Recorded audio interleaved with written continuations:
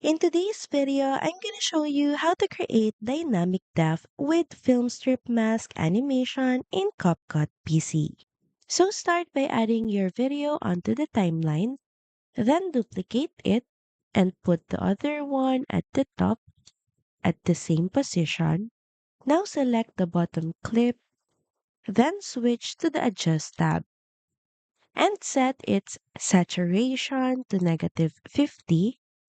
Once done, select the top layer or the top video clip. Now go to video, then select mask. So here we're just gonna add the film strip mask. So rotate this mask at around 75 degrees and move it to the left.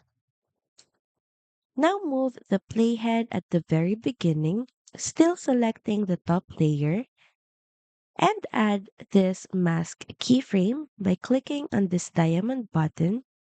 Once done, move the playhead for a bit forward and now drag the mask to the right. Now duplicate this top layer or top clip and put it at the top. Then next is select the middle layer, which is this one. You can also close or click on the eye tool so that the top layer becomes hidden.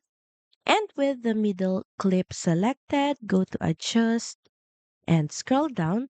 So in this section, adjust everything to the left for the goal to make it completely black.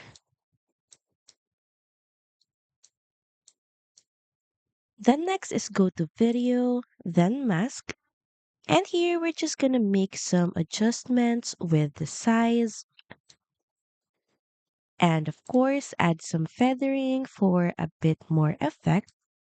And lastly, select the bottom layer and go to video. And here we're just gonna add a mask with film strip and make some adjustments just to make the video look a bit more cinematic. And that's it. So thank you for watching this video and I'll see you again on the next one.